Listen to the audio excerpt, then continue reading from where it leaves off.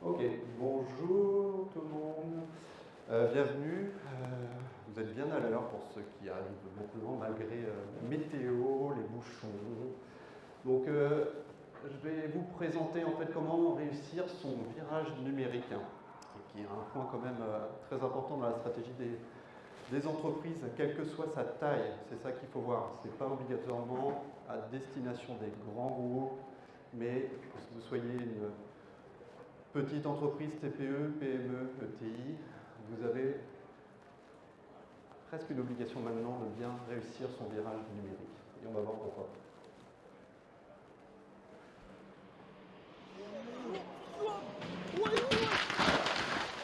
Si on ne le réussit pas, ça peut être la casse.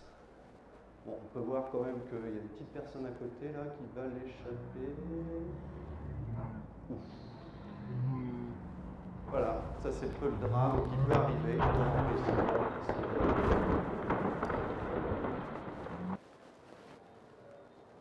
Donc, qu'est-ce que ça veut dire rater son virage numérique? Tout simplement, c'est des pertes financières. Alors pourquoi? Ça peut être tout simplement des pertes de données, de la data, une mauvaise coordination entre vos services, une mauvaise coordination avec vos partenaires, que ce soit sur les ventes, les TI, tout ce qui est lié au légal, parce que forcément à un moment donné vous avez des obligations en tant qu'entrepreneur, et ce virage numérique peut faire que si vous le loupez, si vous le ratez, vous pouvez retrouver devant des tribunaux administratifs. La réputation entachée, donc ça c'est toujours le risque aussi forcément, c'est qu'à un moment, une réputation, on met du temps pour la faire, mais on peut la perdre très très rapidement. Perte d'employés, forcément actuellement avec la pénurie de main d'œuvre, il faut voir qu'on a du mal à recruter, mais on peut très facilement aussi perdre nos employés. Perte de service burn-out, que ce soit pour vous, entrepreneurs, mais aussi pour vos salariés qui se retrouvent face à un moment, un problème, à devoir gérer un quotidien qui n'est pas le leur, cet problème de virage numérique, éventuellement des sanctions légales, comme je vous disais tout à l'heure, et jusque la faillite, ce que je ne vous souhaite pas forcément. C'est pour ça qu'on va voir comment on peut remédier à ça. Les critères de succès, derrière, c'est des gains financiers parce que le passage au numérique fait qu'on va se retrouver avec du gain de temps, des opérations en pipeline qui vont être beaucoup plus facilitantes, des liens avec vos partenaires qui seront facilités, des données sauvegardées, sécurisées. On va aller même sur la cybersécurité. Donc là, c'est un point aussi important qu'on abordera à la fin. C'est comment sécuriser ces données, ces datas, parce que quand on est sur un virage numérique, ce n'est pas simplement avoir les bons logiciels, les bonnes applications, mais tout ce qui va être en fait l'ensemble des parties prenantes de votre entreprise. On va aller jusque tout ce qui est tablette, tout ce qui est ordinateur portable, tout ce qui va être lié à un téléphone qui arrive dans votre flotte, éventuelle avec un nouveau salarié, comment on l'emmène dans ce virage numérique. L'expansion de nouveaux marchés potentiels, c'est-à-dire qu'on va pouvoir répondre plus facilement à des nouvelles demandes, être plus efficace, faire du lien avec des possibles clients, que ce soit au Canada, en Amérique du Nord, voire à l'étranger. Forcément un gain de productivité, on l'a vu, on l'a vécu nous à travers différentes entreprises qu'on a accompagnées, c'est que forcément on va être beaucoup plus efficace, ça va mettre du temps, c'est de l'argent au début, mais derrière il y a un retour, un gain sur investissement très important. Forcément, on a l'attraction des nouveaux employés, parce qu'on parle beaucoup de ce qui s'est passé pendant les dernières années, le fait d'être en télétravail, d'être plus autonome et donner aussi les bons outils pour travailler. Vous voyez encore beaucoup d'entrepreneurs avec des tableurs Excel, des tableurs un peu à droite à gauche, ce qui fait que ça peut être compliqué. Donc, mais là, maintenant, avec le télétravail, c'est comment on donne les bons outils aux bons employés pour permettre en fait d'être beaucoup plus efficace. Et éventuellement, pour après une meilleure expansion et une acquisition en fait, éventuellement d'autres entreprises, parce que vous serez bordé sur vos outils numériques et voir que quand vous allez éventuellement acquérir une nouvelle société, c'est comment vous pouvez l'onboarder dans cette dynamique-là. Un cas, un chiffre, vous voyez, cas d'espèce, plan de transformation d'un SUS. Alors, c'est un cas qu'on connaît parce qu'on l'a fait. Voilà. C'est pas un cas comme ça qu'on a pris au hasard.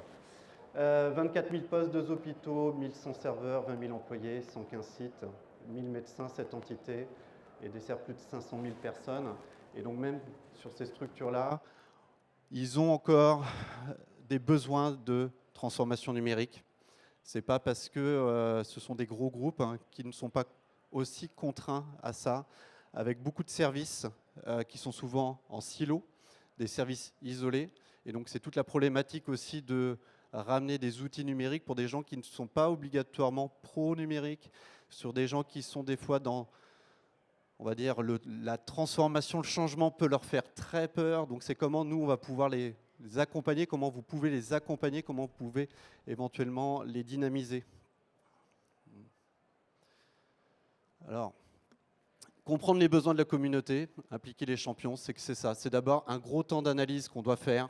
C'est ce qu'il y a de plus dur. On fait souvent des audits financiers, mais là, on va faire des audits en fait, des besoins et des bonnes personnes qu'on va cibler à travers certains services qui vont être un peu les leaders, les ambassadeurs de cette promotion, de cette innovation. Ça, c'est ce qu'il y a de plus important, parce que c'est eux qui vont porter. Ce n'est pas une société externe qui va venir faire finalement ce temps d'accompagnement. Ça va être surtout porté par des ambassadeurs qui vont être vos propres salariés, qui vont être accompagnés dans ce dynamisme-là, qu'on va valoriser, et c'est tout l'intérêt de cette transformation. Définir l'intention, pourquoi moderniser, se transformer, être clair et avoir aussi de la communication. Un gros point important, c'est la communication, que ça soit avant et surtout pendant. La communication avant, c'est tout simplement la possibilité de donner, d'expliquer la démarche, que tout le monde soit d'accord sur cette démarche-là, et surtout expliquer les étapes à suivre, et de pouvoir aussi bien expliquer où est-ce qu'on en est rendu, où est-ce qu'on s'en va, et comment ça évolue. Analyser l'actuel et l'état de la nation, forcément, c'est un état de l'art, c'est-à-dire à un moment donné, comment on doit aller regarder précisément. Ça peut prendre du temps en fonction de vos produits, de ce que vous en êtes, de pouvoir dire, ben ça, oui, ça fait des années que tu utilises, il fonctionne bien, mais il est peut-être plus d'actualité, quel outil on doit mieux utiliser. Étudier les projets en cours pour pouvoir aussi les prendre et pouvoir les mettre en lien avec cette transformation numérique. Donc ça, c'est important parce qu'on va pas, l'idée, c'est pas ne pas perdre ces projets, mais bien les garder, les dynamiser et donner de la plus-value. Étalonner, prendre le pouls d'experts, donc c'est s'outiller aussi avec des personnes externes qui seront les mieux-disants, les personnes qui vont vraiment fitter avec votre environnement, qui vont être limite comme un salarié au sein de votre entreprise. Pourquoi? Parce qu'on va être vraiment sur une durée longue. On ne fait pas une transformation numérique en 1 mois, 2 mois, 3 mois. C'est une durée qui peut aller jusque là. On a un projet qui va être sur 6 à 8 mois sur une entreprise où il y a 80 salariés. Donc vous voyez que la durée peut varier en fonction déjà des outils et il faut voir que c'est un effort important pour vous, mais pour l'ensemble de vos équipes. On définit une architecture et un plan d'exécution, voilà, avec bien être clair avec le board de comment ça va se passer, de bien nommer les personnes, donner des étapes clés pour comme ça, on va revenir sur la communication pour que tous les salariés soient au clair de comment ça va se passer, quelle sera la plus-value à un moment donné. Et obtenir, ce que je disais finalement, l'acceptation, l'engagement des communautés ciblées et la compréhension du pourquoi. Je pense que c'est vraiment l'important de tout, c'est bien faire comprendre quelle va être la plus-value de toute cette dynamique-là. C'est des coûts, peut-être certains vont dire ça coûte cher, à quoi ça va correspondre, mais ça va être des coûts qui vont derrière finalement vous rapporter de l'argent pour après.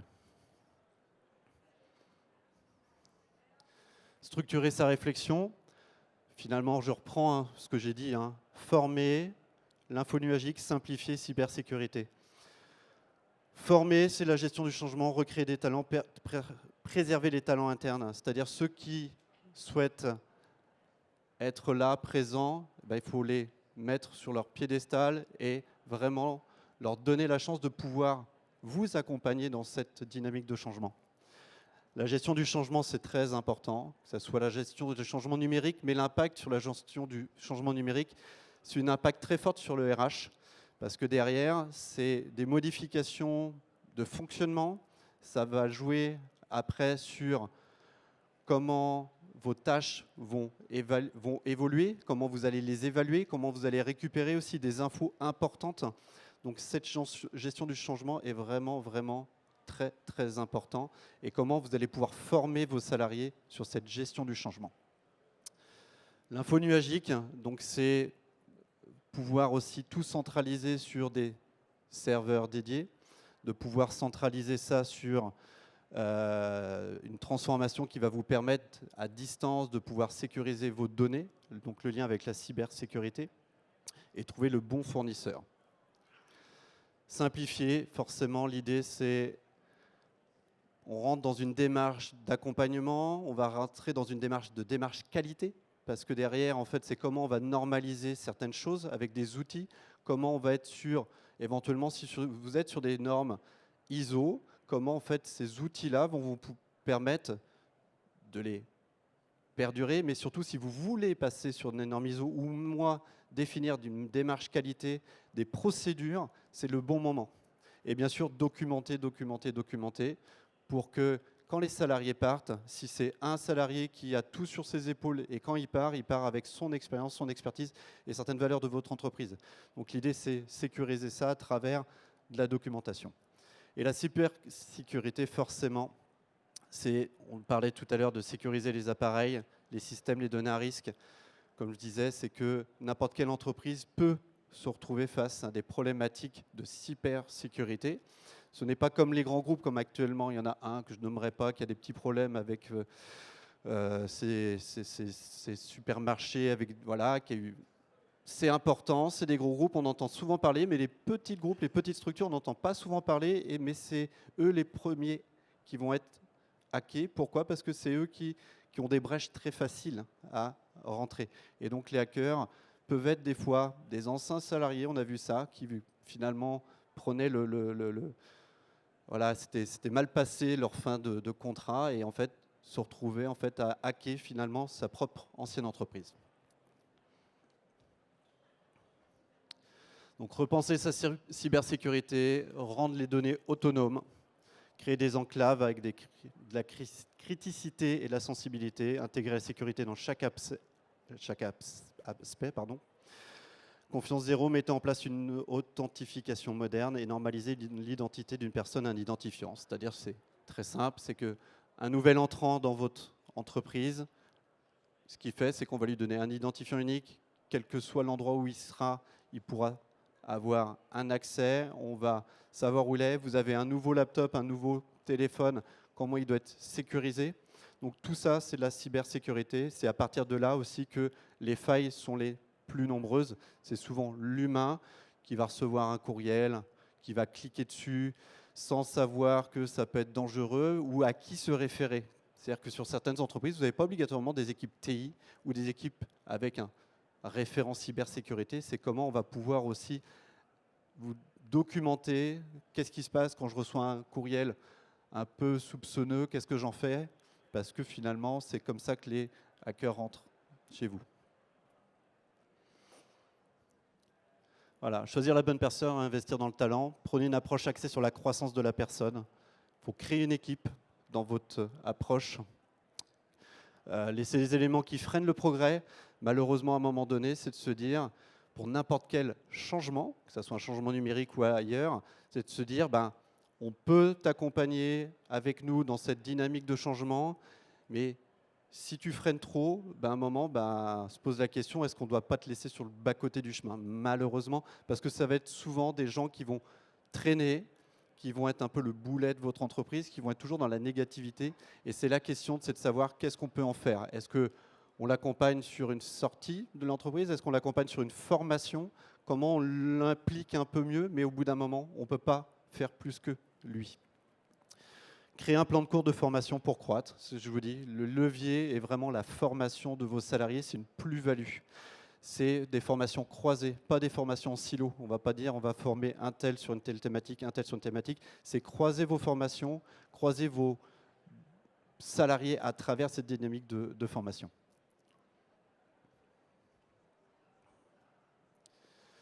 Ce qui peut détruire votre modèle, hein, c'est lié au plus bas soumissionnaire. Malheureusement, c'est souvent le cas. On va prendre le moins cher. Après, c'est ce qu'on m'a dit plusieurs fois. Le moins cher n'est peut-être pas le plus efficace, mais le plus cher n'est peut-être pas non plus le plus efficace. Donc, des fois, il faut regarder un peu plus précisément où est-ce qu'on en vient. Et donc, il y a différentes approches. Et donc là, je vais passer la parole, en fait, à mon collègue et président d'entreprise qui va vous expliquer plus précisément où est-ce qu'on en est sur toutes ces approches plus techniques. Bonjour tout le monde, désolé de être en retard. En gros, on regarde un modèle gagnant-gagnant. Comment est-ce qu'on fait? On y arrive grâce à des partenariats d'affaires plutôt que par des appels d'offres. Je montre l'exemple du Cirque du Soleil.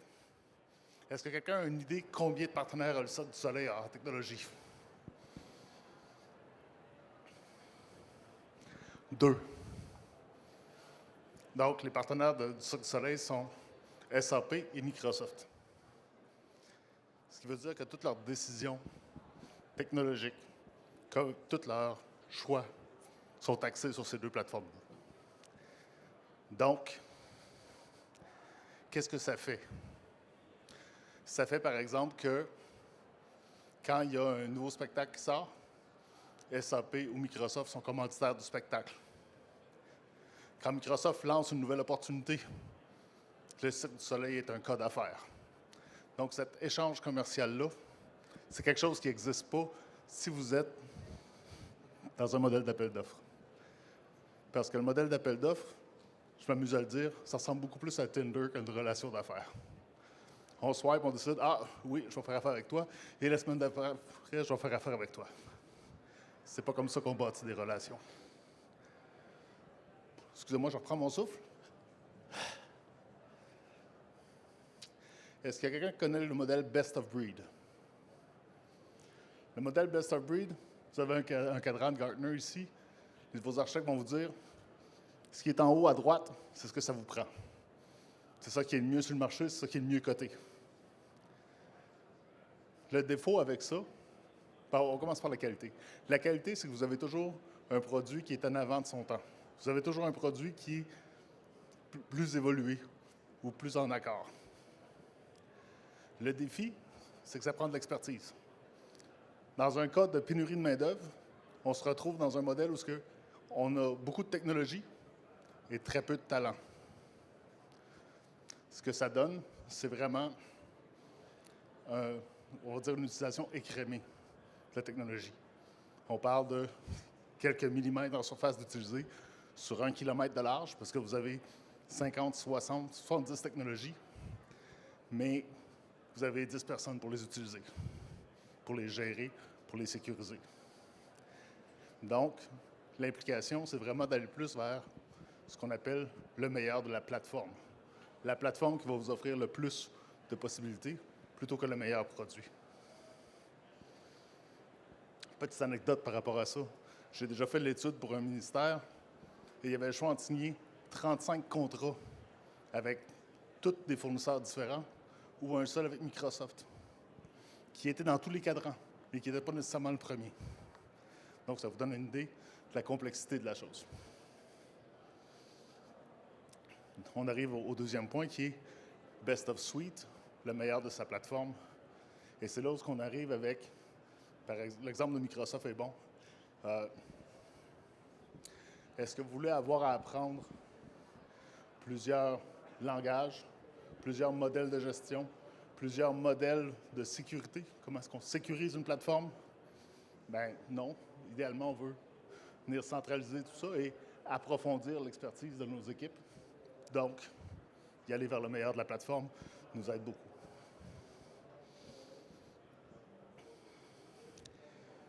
Les pièges, je viens du monde du service conseil. Je sais qu'il y a un paquet de monde qui ne m'aimeront pas pour ce que j'écris, mais c'est quand même la vérité. Et c'est mon engagement envers tout le monde. Donc, laissez pas les consultants driver votre transformation numérique. C'est une recette pour un désastre. Prenez les consultants, amenez-les comme aviseurs. Prenez les consultants, faites-leur faire vos opérations. mais vos équipes doivent être partie prenante, doivent être ceux qui drivent en arrière de cette transformation numérique. La raison, c'est ce qui va amener toute cette dimension-là. C'est ce qui va venir amener l'intelligence d'affaires à votre projet de transformation. Et en les impliquant, vous leur démontrez une certaine confiance qui n'existe pas dans le cas où c'est quelqu'un d'autre qui drive le show. On en a déjà parlé, l'importance des partenariats, super important. À ça, on ajoute aussi toute la dynamique de planifier votre croissance. Donc, si vous mettez en place une nouvelle infrastructure, ça vous prend 3 ans, mais quand vous arrivez au terme du 3 ans, qu'il n'y a déjà plus de capacité, vous êtes encore dans le trouble. Et le point le plus important, ne pas oublier la cybersécurité. Vous en profitez pour refaire tous vos systèmes, profitez-en pour mettre une fondation qui soit cybersécure.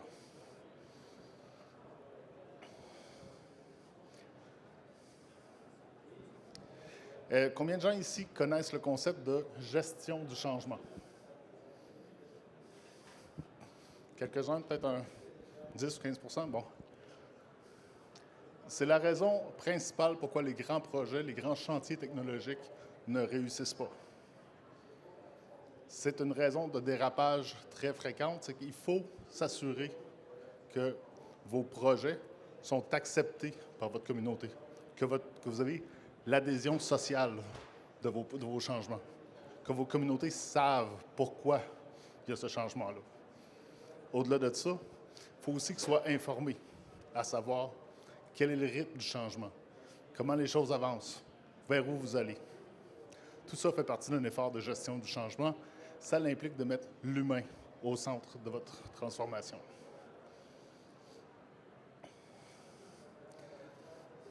Est-ce qu'il y a des gens ici qui ont des problèmes de recrutement? On a les mêmes. Où est-ce que je parle de pôle d'attraction de talent? C'est est-ce que vos talents actuels parlent avec leur ami et disent « Hey, savez-vous sur quoi je travaille? C'est vraiment cool. » Probablement pas. Parce que si vos équipes d'opération gèrent des systèmes qui ont 5, 10 ou 15 ans, ce qu'ils font à la place, c'est éteindre des feux, c'est des hauts niveaux de stress, c'est de ne pas avoir de plaisir, pas d'apprentissage, pas d'évolution dans leur carrière.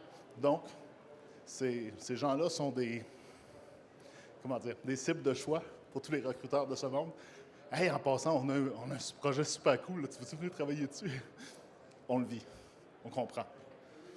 Donc, l'idée, c'est pour vous de devenir ce pôle d'attraction-là, de prendre vos gens, de les former, de les amener vers ces nouvelles technologies-là, de s'assurer qu'ils soient excités à propos du nouveau projet, pour que, justement, ils aillent en parler à leurs amis et qu'ils vous ramènent des talents plutôt que de partir.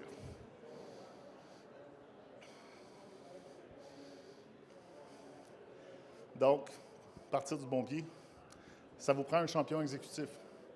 Ça prend quelqu'un qui va aller défendre les projets, les changements et tout ça au niveau du conseil d'administration. Donc, comment est-ce que ça va être discuté au conseil d'administration? Est-ce que ça va être « Ah, il y a encore des dépassements sur tel projet » ou « Regardez les changements positifs qu'on a apportés. Regardez tout ce qui a été créé comme valeur. Regardez tout ce que le projet a amené comme soit productivité, augmentation de la visibilité de la marque ou amélioration des ventes, de la profitabilité. » C'est vraiment les genres de messaging que vous voulez contrôler quand ça arrive au conseil d'administration. Chose importante de se rappeler aussi, ce n'est pas un sprint. C'est tout sauf un sprint. On parle d'un projet qui va s'étaler sur 2, 3, 4, voire 5 ans dans certains cas. On vous a parlé de l'exemple du CIUS tantôt. Le CIUS, on est d'accord avec tout le monde, ce n'est pas une PME. Par contre, ils ont les mêmes défis. Ils ont des systèmes qui sont obsolètes. Ils ont de la misère à recruter. Ils ont de la misère à garder leur staff. Ils ont des opérations qui ne sont pas impliquées dans les projets de transformation. Ils ont des consultants qui viennent de l'externe. Toute cette dynamique-là existe quand même là. Et pourtant, ils ont choisi le chemin de venir se transformer autrement.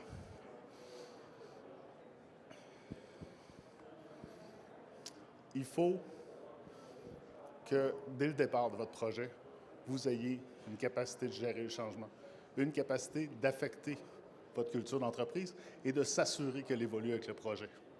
Il faut que les changements que vous faites soient, oui, inspirés, mais aussi inspirants pour votre personnel. Et ça demande une politique de communication qui soit impeccable. Des partenariats à long terme, je pense que j'ai fait l'exemple tantôt, vous ne voulez pas avoir 70 technologies, 70 partenaires pour livrer votre projet. Vous voulez vraiment avoir quelque chose qui soit harmonisé, unifié, qui soit plus simple également quand va venir le temps de former vos entreprises, former vos employés, former vos opérateurs.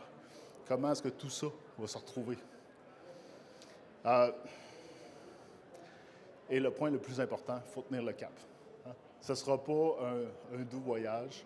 C'est pas vrai qu'il n'y aura pas d'onde de tempête et c'est pas vrai qu'il n'y aura pas des dérapages. Il faut savoir les contenir, il faut contenir les messages et il faut surtout s'aligner et ne pas perdre le but, garder le but en tête finalement.